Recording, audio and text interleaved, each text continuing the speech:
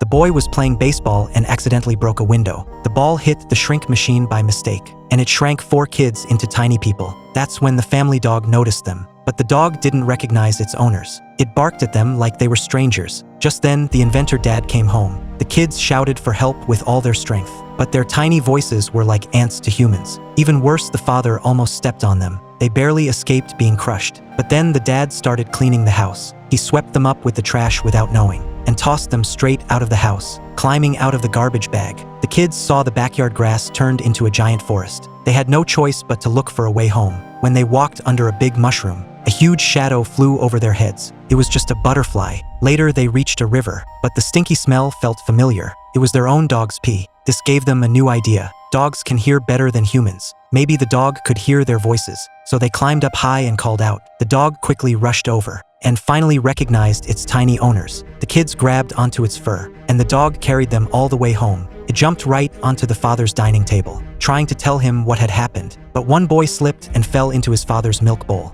Just as the father was about to eat him with a spoon, the dog was frightened and hurried forward to stop. The father looked closer with a magnifying glass and finally realized these tiny figures were his kids.